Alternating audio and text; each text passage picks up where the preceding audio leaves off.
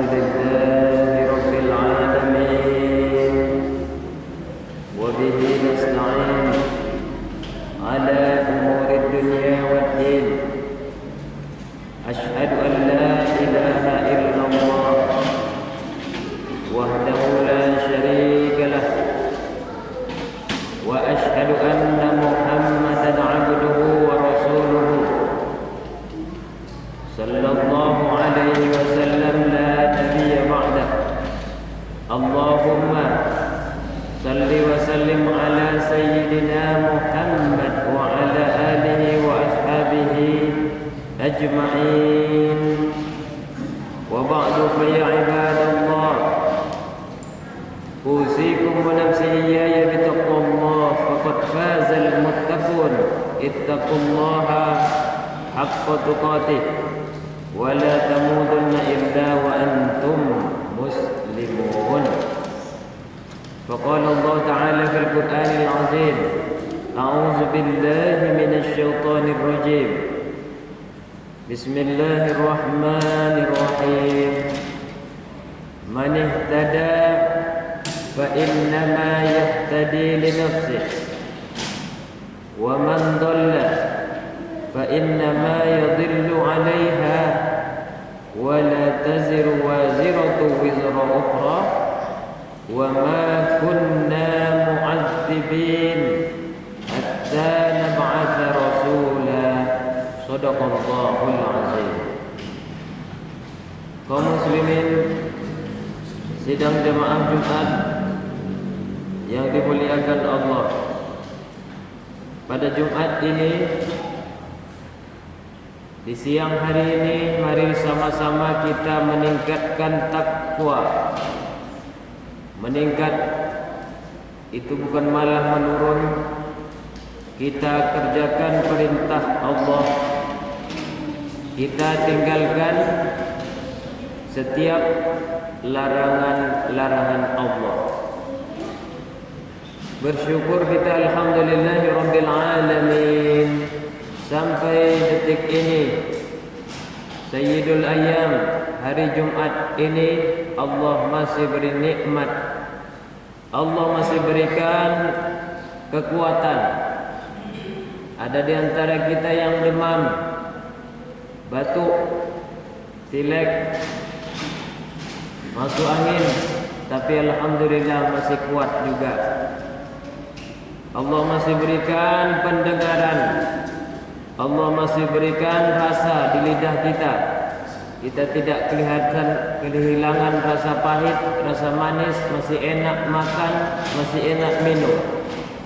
Allah berikan iman, kita berani ke masjid, dan Allah masih berikan roh. Sudah banyak orang yang meninggal dunia, mungkin setiap hari ada kabar duka, entah dari kaum kerabat kita, tetangga kita, roh kita masih ada di dalam badan ini. Itu nikmat yang paling besar sebetulnya, nikmat masih hidup. Salawat beriringkan salam, tak lupa kita hadiahkan kepada junjungan alam Nabi kita, Nabi besar Muhammad sallallahu alaihi wasallam. Allahumma salli ala Sayyidina Muhammad wa ala ali Sayyidina Muhammad. Tambahlah salam, assalamu alayka ayyuhan nabiyyu wa rahmatullah wa barakatuh. Mudah-mudahanlah kita semua yang ada di Masjid Al-Hidayah mendapat syafaat dan hidayah petunjuk dari Allah Subhanahu wa taala, itu berguna baik di dunia ini maupun di akhirat. Amin. Amin ya rabbal alamin.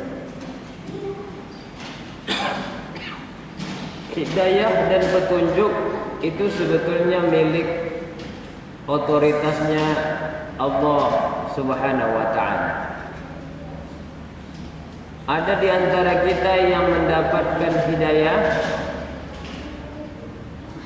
kemudian dia berubah dan dia pun menjadi orang yang baik. Ada di antara kita yang belum mendapat hidayah, tetap saja gayanya begitu, Dan dia bilang, aku belum dapat hidayah, kata dia. Di dalam surat Bani Israel, Allah berfirman, barang siapa yang berbuat sesuai dengan hidayah, man ihtada fa innama yahtadi li nafsi, maka sesungguhnya ia berbuat untuk dirinya sendiri. Jadi siapa yang berbuatnya karena hidayah itu, karena kebaikan itu, dengan petunjuk arah yang betul, maka itu untungnya bagi dirinya sendiri. Kalau dia tidak mengikuti aturan Allah, dia langgar dan dia lari, itu ruginya bagi dirinya sendiri. Coba lihat perintah-perintah. Dari dahulu kita diperintahkan untuk bersih. Baru bangun tidur kita diperintahkan cuci tangan. Sebelum makan kita diperintahkan cuci tangan. Kemudian kita diperintahkan juga berwudu. Dengan berwudu kita tambah kuat, tambah semangat, apalagi di panas hari. Dengan berwudu kita bisa menghirup sedikit air sampai ke hidung. Bahkan konon katanya wali kota dulu pernah, bukan wali kota sini, karena kena COVID, dia mengamalkan itu, menghirup air ke hidungnya sebelum berwudu. Syukur alhamdulillah dia pun sehat dari coronanya. Banyak perintah-perintah Allah sebetulnya yang sepele kita tinggalkan. Sekarang baru didengung-dengungkan kembali. 3M lah, 5M lah, nanti sampai berapa M. Sebetulnya itu semuanya adalah perintah Allah. Perintah menuju kebersihan, perintah menuju kesehatan. Tapi halnya sepele, maka sekarang didengungkan. Katanya itu adalah program-programnya kesehatan pemerintah. Bukan, itu adalah program kesehatan yang datang dari Allah untuk makhluknya. Terutama makhluknya siapa? Manusia kita. Terutama siapa lagi? Manusia yang mendapatkan hidayah.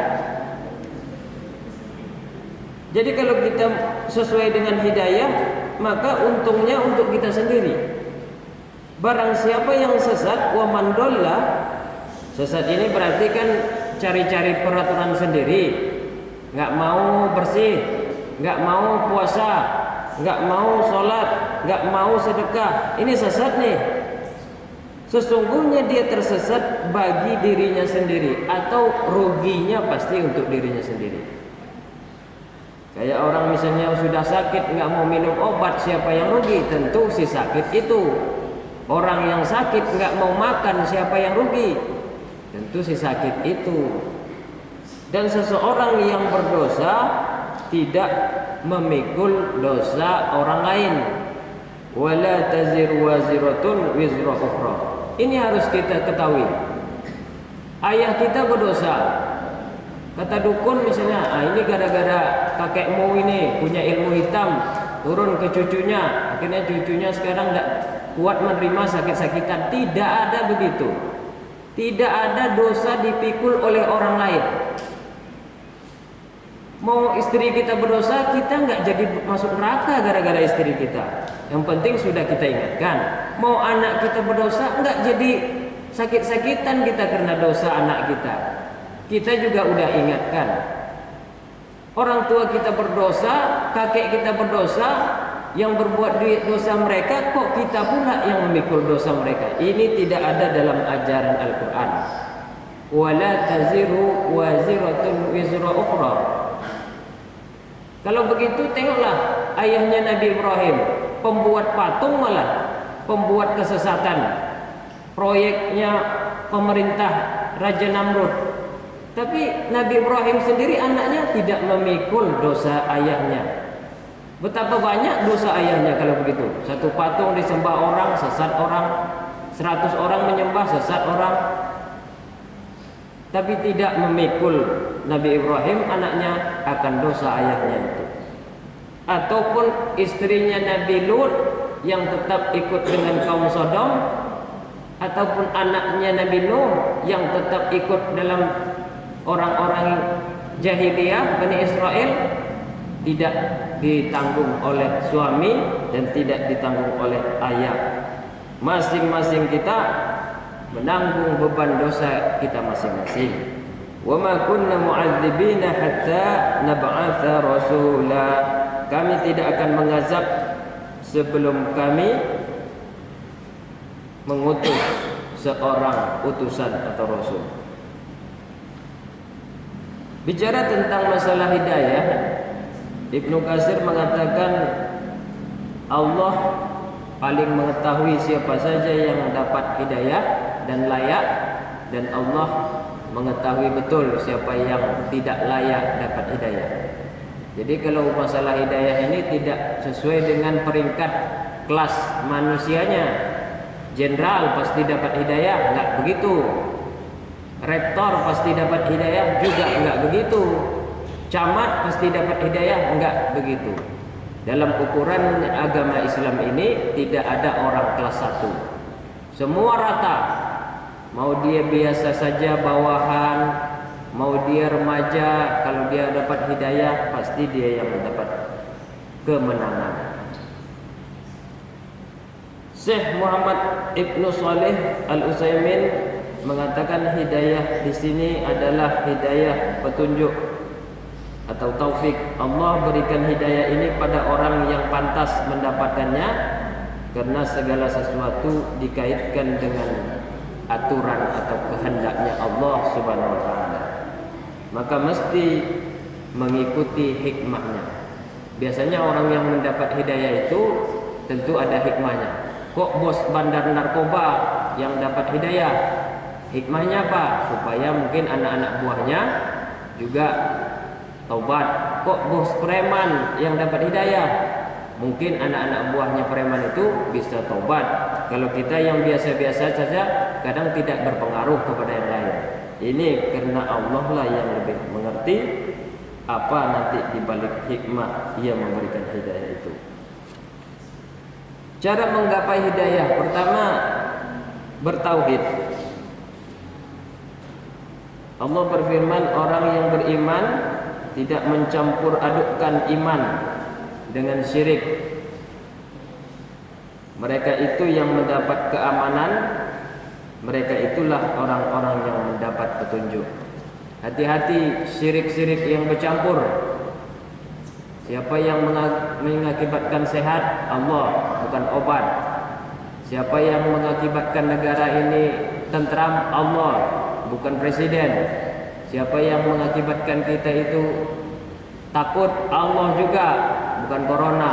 Ini hati-hati bercampur pikiran kita nih. Nomor 1 tetap Allah, nomor 2, nomor 3 baru entah manusia, entah jin, entah penyakit. Nah, itu. Yang penting nomor 1-nya adalah Allah. Ini tauhid namanya.